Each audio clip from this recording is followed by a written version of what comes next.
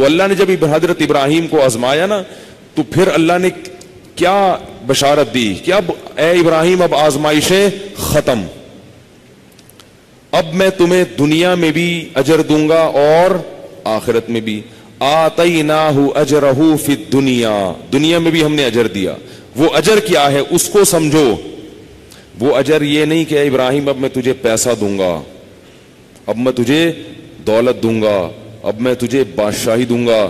وہ کیا ہے, انی جاعلک للناس اماما, دین میں تجھے رہبر بناؤں گا لوگوں کا. دین میں لوگ تجھے فالو کریں گے تو جنت میں جائیں گے, جو تجھے فالو نہیں کرے گا وہ جنت میں نہیں جائے گا.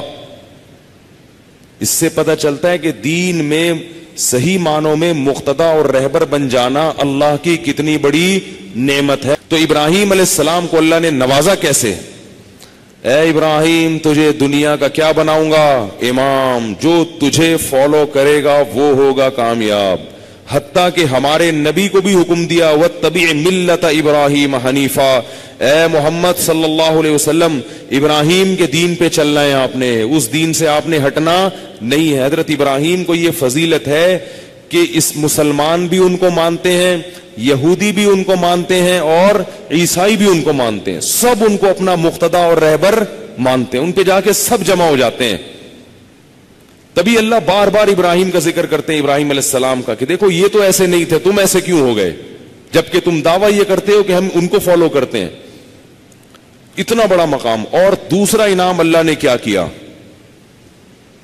دوسرا انعام, بلکہ اسی پہلے انعام کی تکمیل کیسے کی ہے, نیک اولاد دے دی,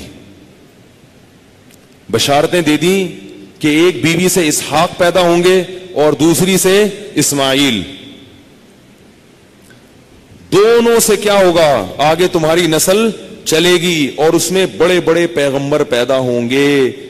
قرآن میں اور بھی جگہوں پر ہے کہ اللہ جب کسی کو نوازنے پر آتا ہے تو اس کو اولاد دے دیتا ہے, صالح اولاد, نیک اور صالح اولاد. اس سے پتہ چلتا ہے کہ نیک صالح اولاد کی شریعت میں بڑی اہمیت ہے. زکریا علیہ السلام کو اللہ نے نوازا اولاد دے کے, حضرت عمران کو اللہ نے نوازا حضرت مریم دے کے, حضرت مریم کو اللہ نے نوازا عیسیٰ ابن مریم دے کے, زکریا علیہ السلام کو بڑھاپے میں اولاد دے کے. تو یہ اولاد کا کوئی خاص ہے اسلام میں, ہمارے نبی کی نظر. اب آپ یہ کہہ سکتے ہیں کہ بھئی ہمیں وہ تو نیک اولاد تھی نا, ہمیں کیا پتا کہ نیک ہوگی کہ نہیں ہوگی. تو بھئی جب جو چیز پتا نہیں ہوتی, دیکھو ایک سیب میں, ایک پیٹی میں بہت سارے سیب ہیں, آپ کو پتا نہیں کہ ان میں اچھا سیب کون سا ہے اور خراب کون سا ہے, پتا نہیں. سیب بہت ضروری ہے, پوری پیٹی اٹھا کے لے آؤ, ایک نہ ایک تو صحیح نکلے گا کہ نہیں نکلے گا. کیسے سمجھائیں بھائی, ایک نہ ایک تو صحیح نکلے گا کہ نہیں نکلے گا. اور اگر صرف 2 سیب اٹھا لیے تو چانس کیا ہے کہ یہ صحیح نہیں نکلیں گے. تو اس لیے جب ہمیں نہیں پتا کہ ہمارا ایک بچہ صحیح ہوگا کہ 2 بچے صحیح ہوں گے, اتنے بچے ہونے چاہیے کہ اتفاق سے 2-3 تو صحیح, کوشش نہ کرنے کے باوجود بھی 2-3 تو اچھے نکل ہی آتے ہیں. اپنی کوشش, اپنی بھی تو ان کی کوشش ہوتی ہے نا.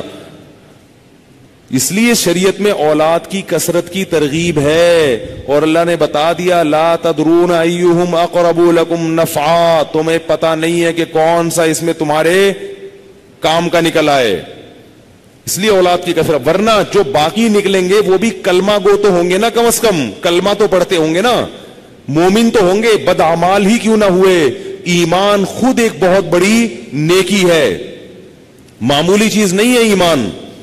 یہ جو لوگ کہتے ہیں نا ہمارے بچے بگڑ جاتے ہیں, یہ ہو جاتا ہے, بھائی کلمہ پڑھتا ہے نا, کلمہ پڑھتا ہے, وہ کافر سے کروڑہ گنا بہتر ہے, کروڑہ گنا بہتر ہے. اللہ نے بنی اسرائیل میں پیغمبر بھیجا, فرعونیوں میں کیوں نہیں بھیجا؟ اس لیے کہ بنی اسرائیلی کلمہ گو تھے اور فرعونی کلمہ گو نہیں تھے. ان کو تباہ کر دیا اللہ تعالیٰ نے, غرق کر دیا, برباد کر دیا. اور بنی اسرائیل کو کی نجات کا اللہ نے انتظام کیا, حالانکہ کتنے نالائق تھے. عمل میں بنی اسرائیل بڑے بدتر تھے, لیکن ایک ان کے پاس نعمت تھی. وہ کیا تھی؟ موسیٰ کو نبی مانتے تھے, کیونکہ پیغمبروں کی اولاد میں تھے, مانتے تھے کہ اللہ پیغمبر بھیجتے ہیں اور پیغمبر دنیا میں آتے رہے ہیں. فرعونی یہ مانتے ہی نہیں تھے کہ پیغمبر دنیا میں آتے ہیں.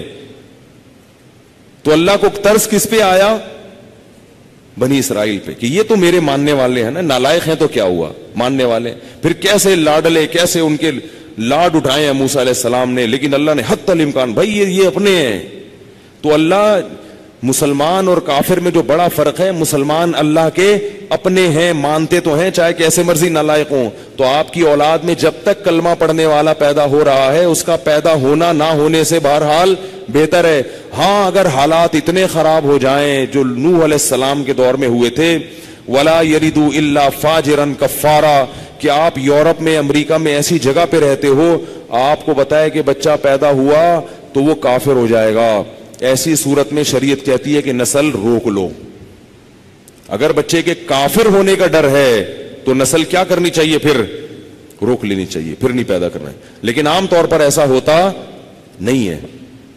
बच्चे अक्सर बाप और मां के दीन पे जाते हैं, इसलिए अपने बच्चों को आलिम बनाया करो, सही आलिम बनाओ, क्योंकि उलमा अंबिया के वारिस हैं और वही मुक्तदा और रहबर होते हैं, उन्हीं को फॉलो किया जाता है, वही हिदायत के चिराग होते हैं। तो अल्लाह ने इब्राहिम अलैहिस्सलाम को हिदायत का चिराग बनाया। दौलत की अल्लाह की नजर में कोई वैल्यू ही नहीं है, होती तो सबसे ज्यादा नबी सल्लल्लाहु अलैहि वसल्लम को देते। ये तो ऐसे ही है कि खाओ पियो, जैसे खिलौने होते हैं ना, ये गाड़ियां और ये ऐसे ही जैसे बच्चों को खिलौने दे देते हैं ना, बच्चे खुश होते हैं, तो हम कहते हैं बेवकूफ आदमी खिलौने पे हंस रहा है। तो गाड़ियां और ये बंगले और ये चीजों की वैल्यू नहीं अल्लाह की नजर में। ये क्या है, ये तो खेलने मिट्टी की चीज है। तबलीग में निकलते हैं ना, तबलीग वाले क्या कहते हैं, भाई एक पड़ी मिट्टी है और एक खड़ी मिट्टी, मिट्टी को खड़ा कर दो तो बंगला बन जाता है, नीचे ढेर लगा दो तो मिट्टी बन जाती है। खड़ी मिट्टी और पड़ी मिट्टी कुछ भी नहीं है।